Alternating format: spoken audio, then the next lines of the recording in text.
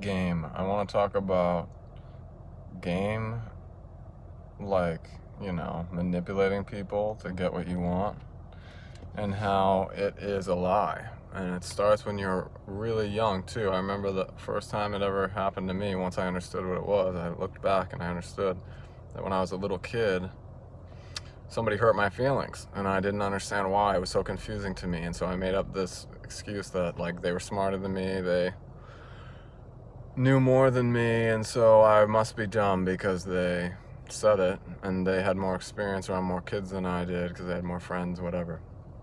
But later on in life, I found that it's the opposite way around. It's that when people who have already given away their value, or someone has stolen from them, like a parent treats their kids terribly and makes them feel like they're worthless, that person goes out and does the same thing.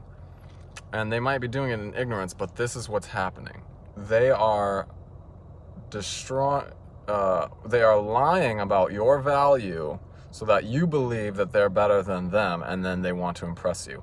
And this is how popular kids get popular. This is how men who are like pickup artists, who can pick up any girl even though they're like not attractive, they just know how to push the right buttons to get a girl to want to impress them, because they manipulate their mind, and it becomes this thing where they're actually controlling them, and you become an automatron. You don't realize it, but you are giving over your free will.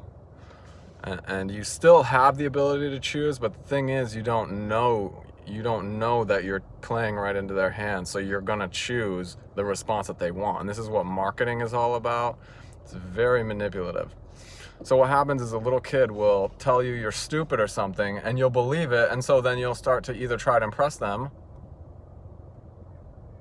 and think they're better than you, and constantly try to find validation from them, or some very witty person will like have witty banter with you, and really subtly their banter will like put you down and you don't realize it. And the more they're doing it, it's like really subtle insults that you don't even notice are insults.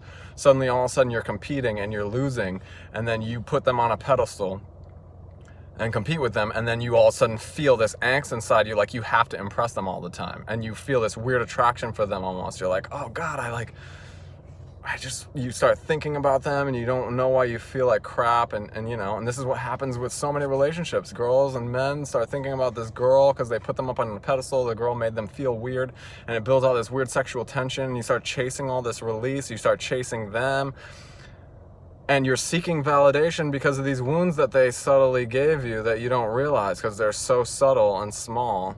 And you start putting them up on a pedestal and start trying to impress them.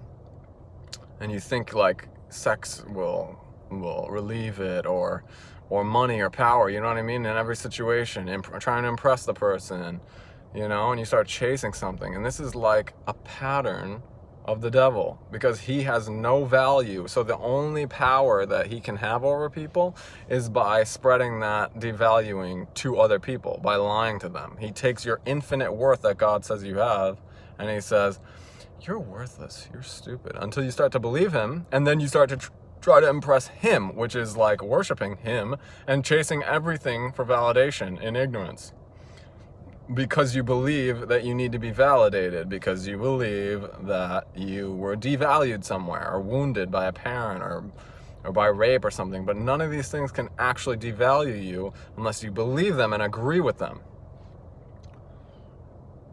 So that's how he gets you. He has no value, so he lies to you that you have no value too, so he can have power over you, so you can seek validation in everything but God, who already valued you as infinitely priceless in love.